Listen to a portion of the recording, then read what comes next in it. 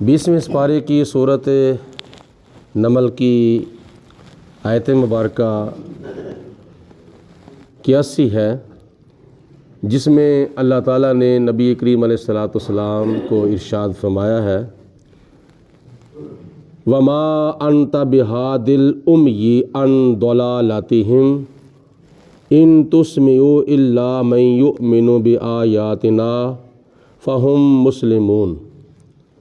ऐ मेरे प्यारे हबीब अलैहिस्सलाम, आप अंधों को हदायत नहीं दे सकते, अंधों की रहनुमाई नहीं फरमा सकते उनकी गुमराही से, और नहीं है आप सुना सकते मगर उसको जो ईमान लाता है हमारी आयतों पर, फ़हुम मुस्लिमून, तो वो चूँकि वो मुसलमान हैं।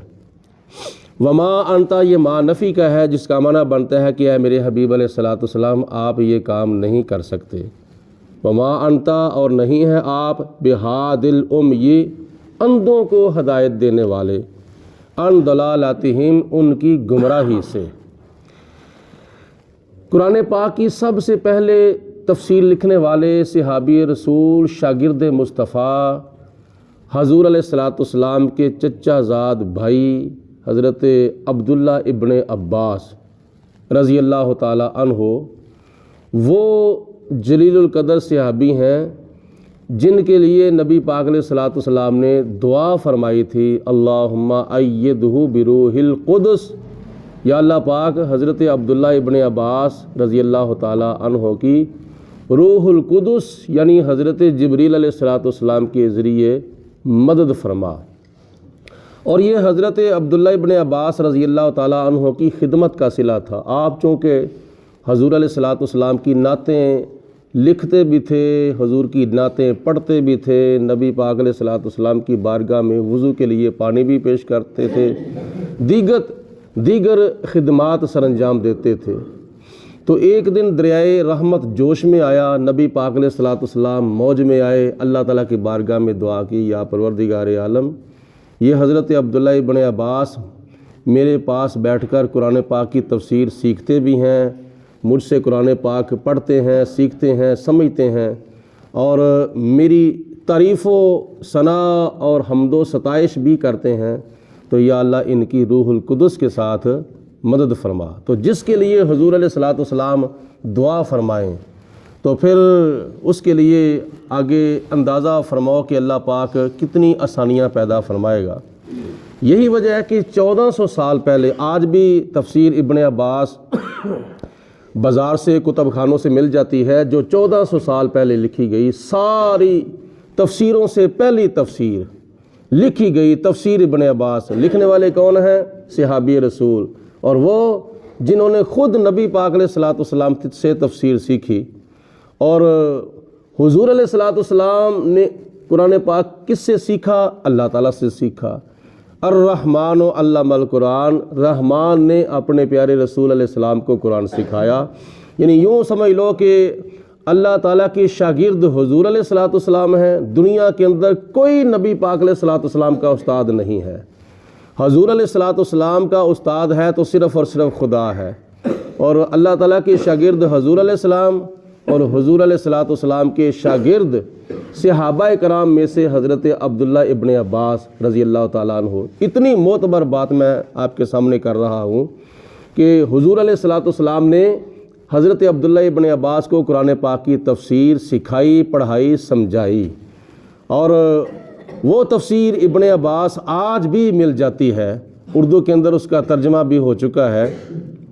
तो जनाब अब्दुल्ला इब्ने अब्बास रज़ी अल्लाह ताला अन्हु फरमाते हैं कि इन अंधों से मुराद कौन है? ये जिनके बारे में अल्लाह ताला हजूर अलैहिस्सलाम को फरमाता है कि मेरे प्यारे हबीब अलैहिस्सलाम, आप इन अंधों को हदायत नहीं दे सकते। वो अंधे कौन थे? हालांकि काफरों ने हजूर अलैहिस्सलाम के बड़े बड़े मोजज़ात देखे थे, लेकिन फिर भी मुसलमान ना हुए। वो आँखों से देखते थे और बड़ी उनकी नज़र थी, और वो बड़ी टों में रहते थे। सबके पास आँखें थीं। अबू जाल आँखों वाला था, अबू लाब आँखों वाला था, सर की आँखें उनके पास थीं। لیکن حضرت عبداللہ ابن عباس رضی اللہ تعالیٰ عنہ فرماتے ہیں اس کے باوجود پھر بھی وہ کیوں نہ مانے، انہوں نے کیوں نہ کلمہ حضور علیہ السلام کا پڑھا، اس لیے کہ یہاں جو اندھے ذکر کیے جا رہے ہیں ان اندھوں سے مراد سر کی آنکھوں کے اندھے نہیں ہیں، سر کی آنکھوں کے اندھے یہاں سے مراد نہیں، یہاں سے دل کے آنکھوں کے جو اندھے ہیں نا وہ مراد ہیں کہ اے میرے پیارے حبیب علیہ الصلوۃ والسلام آپ دل کے اندھوں کو ہدایت نہیں دے سکتے، جو آنکھوں کے اندھے ہیں وہ نہیں، دل کے اندھے۔ اب دل کے اندھے کون تھے؟ ابو جال تھا، ابو لہب تھا۔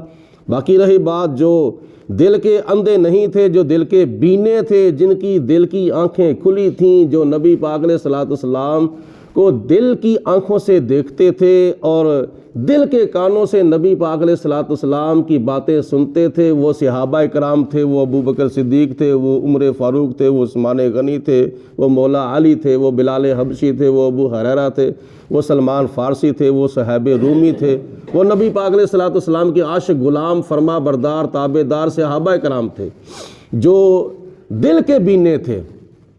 تو اللہ پاک فرماتا ہے کہ اے میرے حبیب علیہ الصلوۃ والسلام آپ دل کے اندھوں کو ہدایت نہیں دے سکتے، اور جو دل سے نہ دیکھے کسی کو، مطلب کہ محبت کی نظر سے نہ دیکھے، تو پھر ان کو بڑے بڑے عیب نظر آتے ہیں، کسی کے اندر بڑی خامیاں نظر آتی ہیں کیونکہ وہ دل سے نہیں دیکھتے۔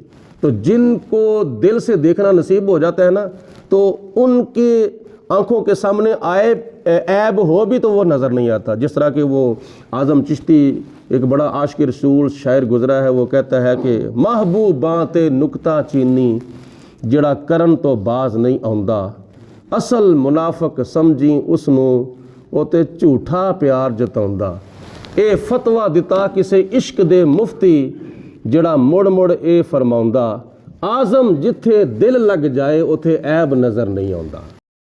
لیکن صحابہ کرام کا چونکہ نبی پاک علیہ الصلوۃ والسلام کے ساتھ دل لگ گیا تھا، لہٰذا ان کو کہ عیب نظر نہیں آتا تھا، کیونکہ عیب ہو تو نظر آئے نا، جب عیب ہو ہی نہ اللہ پاک نے نبی پاک علیہ السلام کو سارے عیبوں سے پاک پیدا فرمایا ہے۔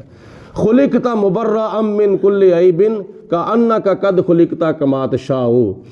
دوسری بات سنو کہ چیز جتنی مرضی بڑی ہو لیکن وہ دور سے کئی لوگوں کو چھوٹی نظر آتی ہے، جو محبت کی نظر سے نہیں نا کسی کو دیکھتے ان کو وہ چیز بڑی بھی چھوٹی نظر آتی ہے، تو جو محبت کی نظر سے دیکھتے ہیں ان کو چھوٹی چیز بھی جو ہے وہ بہت بڑی لگتی ہے۔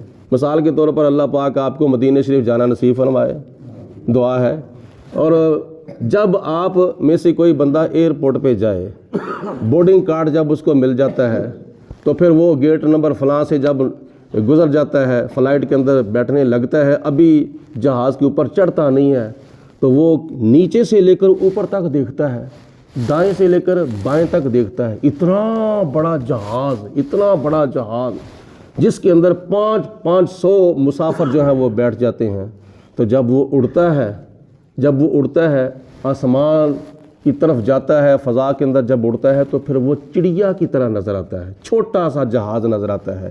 کتنا بڑا تھا ایئرپورٹ کے اوپر جب کھڑا تھا، کتنا بڑا تھا، ادھر یعنی پورا جہاز دیکھنے کے لیے اس کو دائیں طرف دیکھنا پڑتا ہے، بائیں طرف دیکھنا پڑتا ہے، نیچے دیکھنا پڑتا ہے، اوپر دیکھنا پڑتا ہے۔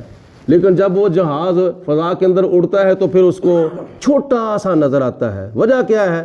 فرق یہ ہے کہ دور اور نزدیک کا فرق ہے۔ جب بندہ دور سے دیکھے تو چیز چھوٹی نظر آتی ہے، جب قریب ہو کے دیکھے تو وہ چیز اس کو بڑی نظر آتی ہے۔ تو دو وجوہات کی بنا پر چیز چھوٹی نظر آتی ہے، یا بندہ دور سے دیکھے یا بندہ غرور سے دیکھے۔ تو غرور سے بھی اگر کوئی بندہ کسی کو دیکھتا ہے نا تو وہ بھی چھوٹا سا بندہ نظر آتا ہے، مطلب کہ یہ اس کی اوقات چھوٹی نظر آتی ہے۔ اور جو بندہ قریب ہو کے دیکھتا ہے نا تو پھر اس کو چھوٹا بندہ بھی ہونا تو اس کو وہ بہت بڑی شخصیت جو ہے، وہ بڑی خوبیوں کی مالک شخصیت اس کو نظر آتی ہے۔ تو بات دل کی ہے، دل اپنا ٹھیک کر لیا جائے نا، دل کا قبلہ ٹھیک کر لیا جائے تو پھر اعظم جتھے دل لگ جائے اتھے عیب نظر نہیں آندا۔ تو اللہ تعالیٰ فرماتا ہے کہ اے میرے حبیب علیہ الصلوۃ والسلام، یہ جو دل کے اندھے ہیں نا کفار مکہ، ان کے دلوں کے اوپر چونکہ موریں لگ چکی ہیں، یہ دلی طور پر یا قلبی طور پر اندھے ہیں، بہرے ہیں، گونگے ہیں، اس لیے آپ ان کو ہدایت نہیں دیتے۔ آپ کا صرف ذمہ یہ ہے کہ آپ میرا پیغام ان تک پہنچائیں۔ آگے اللہ تعالیٰ فرماتا ہے ان کی گمراہی کی وجہ سے آپ ان کو ہدایت نہیں دے سکتے۔ ان تسمعوا الا من یؤمن بآیاتنا، آپ کس کو ہدایت دے سکتے ہیں؟ آپ اس کو ہدایت دے سکتے ہیں جو ہماری آیتوں پر ایمان لاتا ہے۔ ان تسمعوا، دیکھتے وہ سنتے وہ ہیں آپ کی بات، الا من یؤمن بآیاتنا، جو ہماری آیتوں پر دلی طور پر ایمان لاتا ہے۔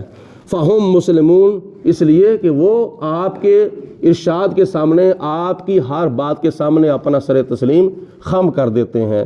یاد رکھ تو پیر رومی کا کہا، عقل قرباں کن بپیش مصطفیٰ۔